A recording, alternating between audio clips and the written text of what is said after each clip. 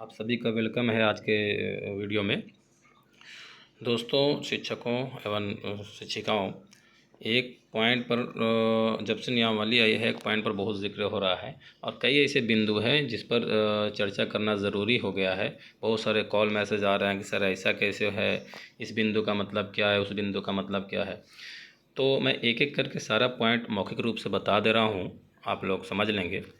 जैसे सबसे पहले तो सभी का ट्रांसफ़र होना है। ये दुविधा में आदमी ना रहे कि मेरा होगा कि नहीं सर। कुछ लोग का कहना है कि सर हम लोग 1 साल पहले ट्रांसफ़र हुए। तो सब बिंदु पर चर्चा करेंगे। चैनल पर नए आए हैं तो सब्सक्राइब कर लें, लाइक कर लें और शेयर कर दें अपने दोस्तों के बीच, ताकि सभी को इस दुविधा से निकलने में आसानी हो और सभी को ट्रांसफ़र लेना आसान समझ में आए। तो आइए हम लोग आगे पॉइंट पर चर्चा करते हैं। पॉइंट है कि सभी का होना है ट्रांसफ़र, ठीक है।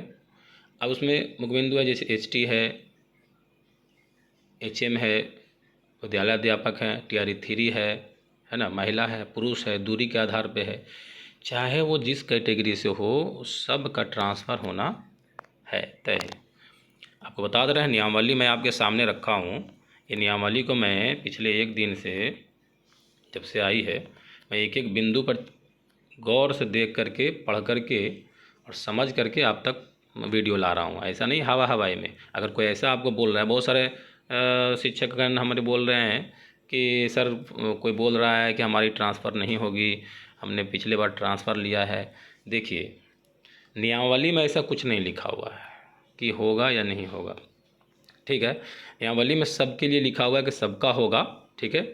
मार्च टू मार्च उसका सेशन होगा, 1 साल पे पॉइंट मिलेगा उसके श्रेणी के हिसाब से। श्रेणी को लेकर के आपका विद्यालय किस श्रेणी में है उसको बताया गया है।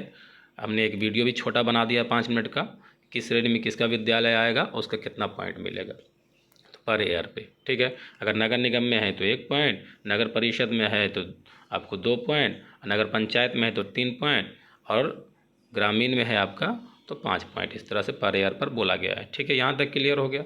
दूसरी बात, दूरी के आधार पर कहीं पर स्पष्ट नहीं लिखा हुआ है नियमावली में, दूरी के आधार पर कहीं पर भी नहीं। आपको मैं बता दे रहा हूँ, पूरा पेज आपको दिखा दूंगा, आप देख लेंगे, खुद भी आपके पास होगा PDF।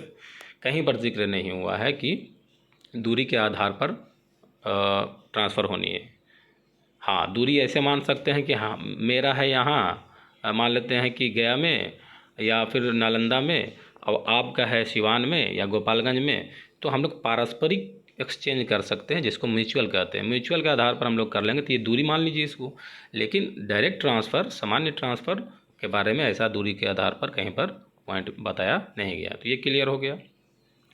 तीसरा है, कुछ लोग का कहना है कि सर जो ऐसे हमारा 2.5 साल हो रहा है या 1.5 साल हो रहा है, और तो बताइए हमारा कितना पॉइंट मिलेगा। तो भाई आपको बता देता हूँ, आपका सवाल जायज़ है, और लेकिन हमारा काम है आपका सारा सस्पेंस को दूर करना, ठीक है।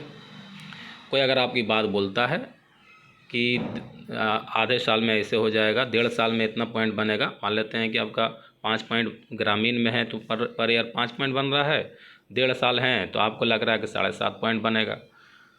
तो सवाल अच्छा है। अगर कोई ऐसा बोल रहा है तो वो अपना अनुभव से बोल रहा हो, कोई शिक्षक बोल भी रहा होगा तो अनुभव से बोल रहा होगा, ठीक है। या कोई आपको बताया है कितना पॉइंट बनेगा। नियमावली में ऐसा कहीं पर जिक्र नहीं है कि आपको 6 महीने का कितना मिलेगा, 8 महीने का कितना मिलेगा, 4 महीने का कितना मिलेगा। महीने पे बात नहीं किया गया है, ईयर पर बात किया गया है। तो ईयर पे ही जब कंप्लीट होगा तभी पॉइंट बनेगा, ऐसा मान के चलेंगे। बाकी विस्तृत जानकारी, बिना जानकारी के वीडियो बना देना या किसी को भ्रमित कर देना मेरे चैनल का काम नहीं है। बाकी आपको जो बोला है वो अलग बात है, मैं नियमावली के अकॉर्डिंग बात कर रहा हूँ, ऐसा नहीं है। बाकी 1-2 दिन में आपका सारा SOP आ जाएगा कि कैसे आपको पोर्टल पे अप्लाई करना, कहाँ से करना, कैसे करना है। यहाँ तक क्लियर हो गया। अब एक और पॉइंट है कि सर ऐसा है कब से अप्लाई होगा और किस माध्यम से होगा, कितना दिन समय रहेगा, ठीक है। तो इस सवाल का भी मैं आपको जवाब दे रहा हूँ। स्पष्ट जितने मेरे पास सवाल आए हैं सबको मैं क्लियर करना चाह रहा हूँ छोटी वीडियो के माध्यम से। बस आप लोग बने रहेंगे पूरे वीडियो में।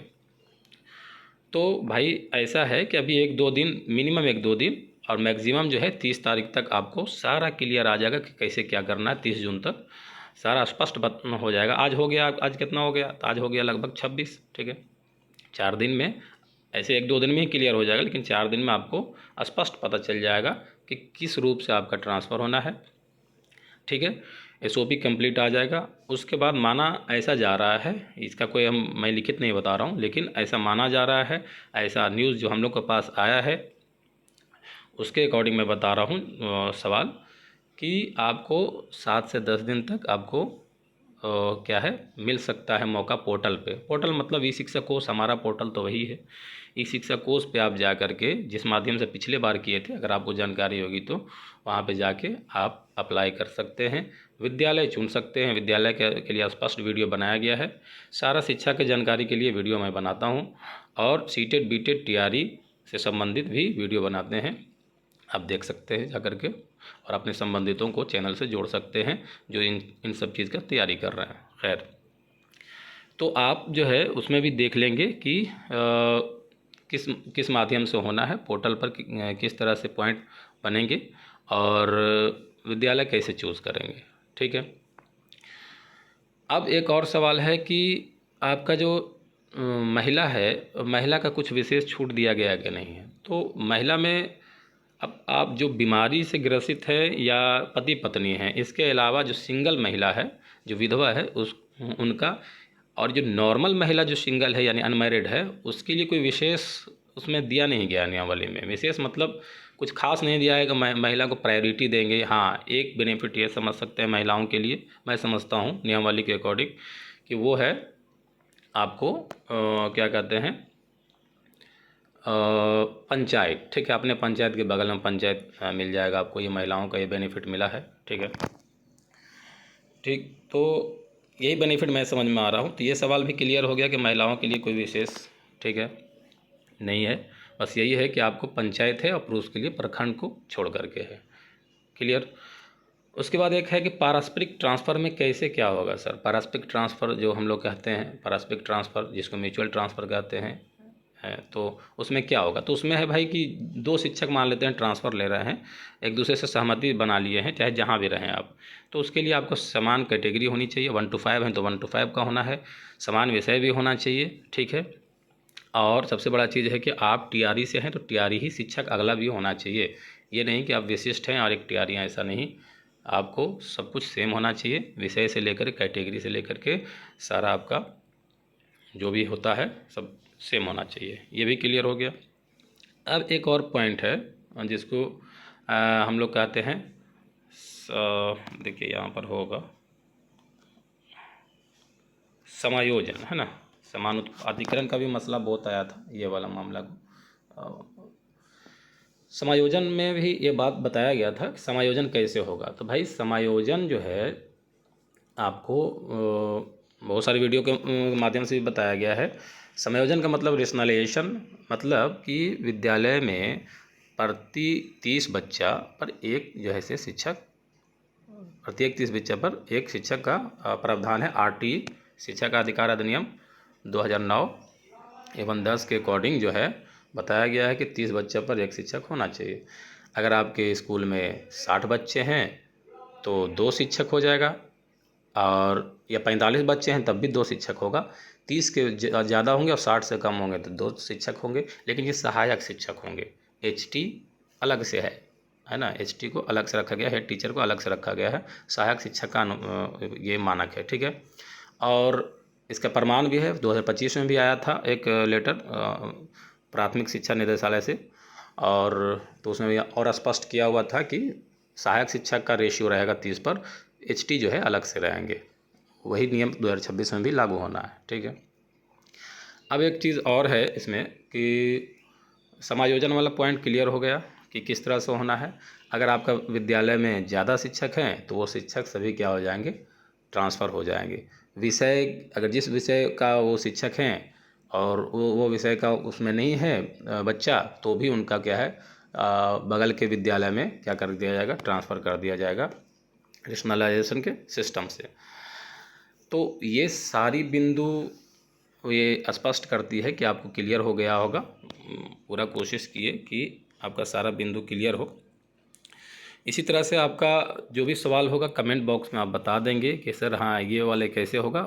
मैं उस पर भी अगर समझ में आएगा कि हाँ ये नीड है शिक्षकगण को, शिक्षिकाओं को ये प्रॉब्लम हो रहा है, तो मैं एक वीडियो, छोटा सा वीडियो के माध्यम से अब तक बात और उसका हल बता दूंगा। कैसा लगा आज का वीडियो? अगर वीडियो अच्छा लगा हो तो आप लाइक, सब्सक्राइब और शेयर ज़रूर करेंगे। और देखते हैं कब से अप्लाई होता है। जैसा ही उसके संबंधित कोई भी न्यूज़ आएगा जो वैलिड होगा उस पर वीडियो बनाएंगे, आप तक पहुंचाएंगे। आप बने रहेंगे चैनल के साथ, पूरी वीडियो देखेंगे। यहाँ पे सिर्फ न सिर्फ शिक्षकों से संबंधित समाचार आती है, न्यूज़ आती है, उससे संबंधित गाइडलाइन दिया जाता है, बल्कि यहाँ पे सीटेट बीटेट तैयारी जैसे महत्वपूर्ण एग्ज़ाम की तैयारी भी कराई जाती है। आप अपने बच्चों, अपने साथियों, अपने दोस्तों और अपने रिश्तेदारों को इस चैनल से जोड़ सकते हैं। ये प्रॉपर वैलिड चैनल है और इससे जुड़े हुए जितने भी लोग हैं सभी ज़्यादातर शिक्षकगण हैं। और हमारा भी अनुभव है कोचिंग के लाइन से और शिक्षक के लाइन से, जिसका अनुभव का हम इस्तेमाल आपके समझाने में कर रहा हूँ। तो यही बात आज तक समझानी थी, जो काफ़ी सवाल और कॉल आ रहा था। तो बने रहिए चैनल के साथ। सभी को बेस्ट ऑफ लक।